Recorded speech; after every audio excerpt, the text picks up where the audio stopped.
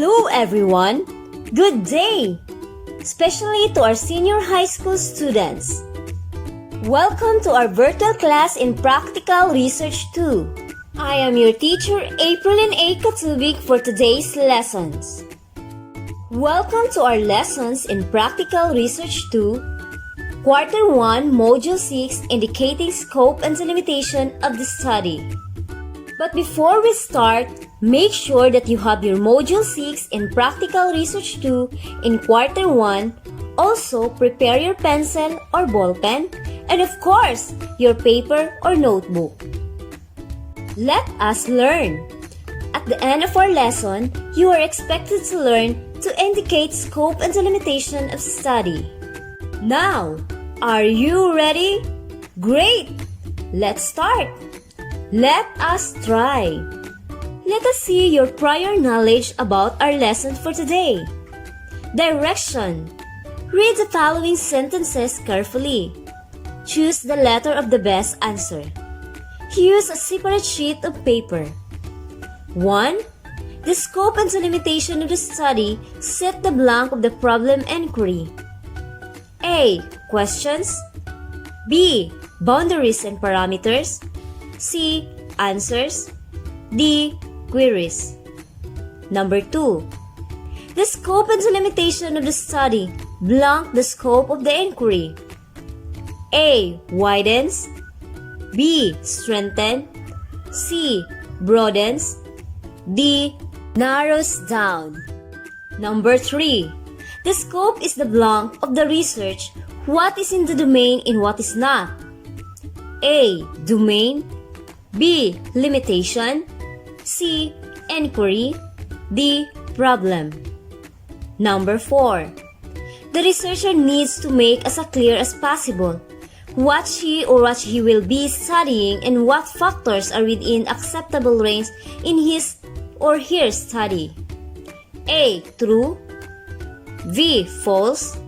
C. Sometimes true. D. Sometimes false. Number 5. Delimitations refers to the boundaries of the research study, arising from the researcher's decisions of what to exclude.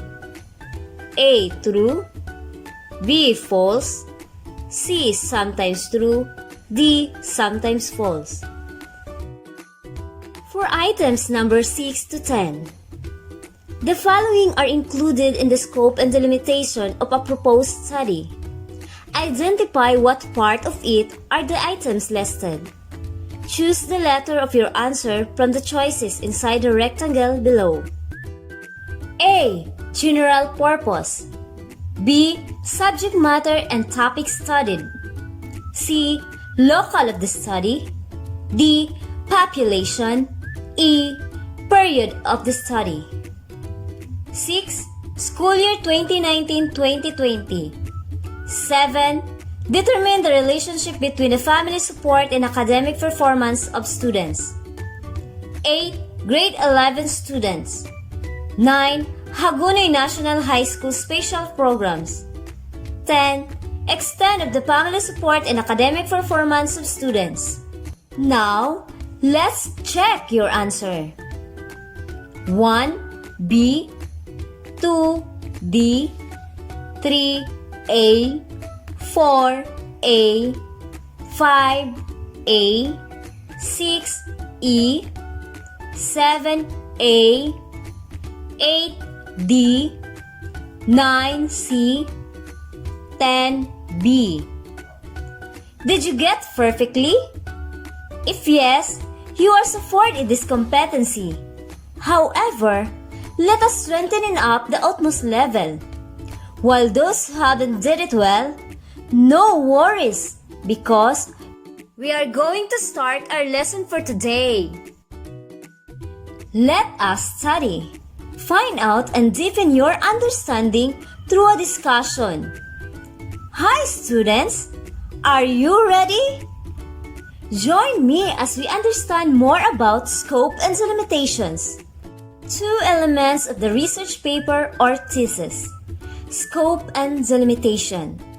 The scope and delimitation of the study set the boundaries and parameters of the problem inquiry and narrows down the scope of the inquiry. The scope is the domain of your research, what is in the domain and what is not. You need to make as clear as possible what you will be studying and what factors are within the accepted range of your study. Again, scope and delimitation are the two elements of a research paper or thesis. The scope of the study explains the extent to which the research area will be explored in the work and specify the parameter within which the study will be operating. For example, let us say a researcher wants to study the impact of mobile phones on the behavior patterns of elementary school children. However, it is not possible for the researcher to cover every aspect of the topic. So, the scope will have to narrow down to a certain section of the target population. In this case, the scope might be narrowed down to a group of 50 children in grade 3 to 5 of one specific school. Their behavior pattern in the schools may have been observed for a duration of 6 months. This would form the delimitations of the study. Thus, delimitations are the characteristics that limit the scope and describe the boundaries of the study, such as the sample size, geographical location, or setting in which the study takes place, population traits, etc. Guidelines in writing the scope and the limitation. The scope and the limitation should be include the following. First, a brief statement of general purpose of the study. Second, the subject matter in the topic studied and discussed. Third, the local of the study where the data were gathered or the entity to which the data belong. Fourth, the population or universe from which the respondents were selected. This must be large enough to generalization significance. Fifth, the period of the study. This is the time, either months or years, during which the data were gathered. Now that you have already know the scope and the limitation, and the important things that you need to learn, at this point, kindly undertake on the activities that you need to accomplish. Let us practice. Activity 1. Directions. Using the guidelines in writing the scope and the limitation, evaluate the given sample below by supplying the needed data in the table. Title of the study: Consumer Response to PETA's Advocacy Advertisements on Vegetarianism. The study was conducted to find out the consumer responses toward vegetarianism in advocacy advertisement. The researcher chose vegetarianism among many advocacy issues. The reason for this is that vegetarianism is a growing consumer market. The aspects studied were the respondents' feedback to selected most popular advertisements of PETA toward vegetarianism, how the advertisements catch attention and interest, how they affect lifestyle, and how they generate action. What is the purpose of the study? What are the subject matter topics studied? What is the population of the study?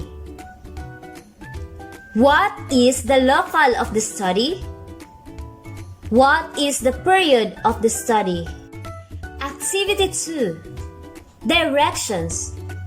Write an entry of scope and delimitation using the jumbled data. Write your answer in the box that follows. First semester school year 2019-2020. Grade 12 TVL students. Hagunoy National High School. Playing Mobile Legends, ML. Academic performance of students. Frequency of playing ML. To find out the relationship of frequency of playing ML and academic performance of TVL students, let's check your answer. Activity 1. Number 1. To find out the consumer's responses toward the vegetarianism and advocacy advertisement. Number 2. Respondents fed back to selected most popular advertisements of feta towards vegetarianism. Number 3, consumer. Number 4, none. Number 5, none. Good job, students! You did very well. For the activity 2, submit your answer to your Practical Research 2 teacher. Your answers may vary.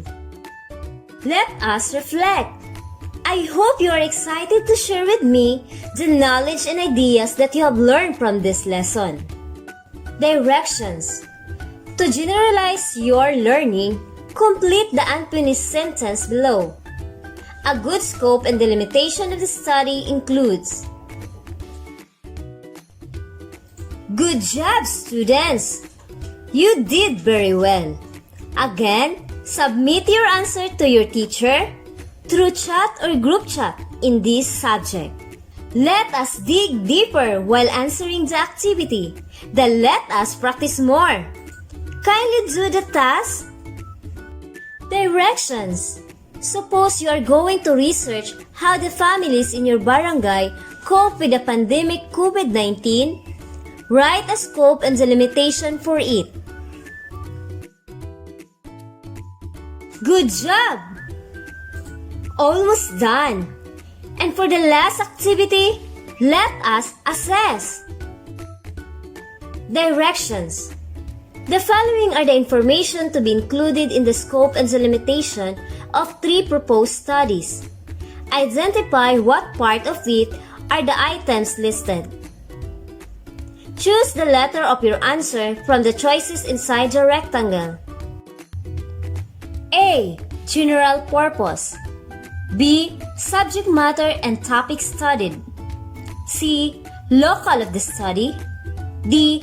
Population. E. Period of the study. Study number 1. 1. Use of module in statistic and probability. 2. School year 2019-2020. 3. Senior high school in division of Davao del Sur. 4. Senior high school student.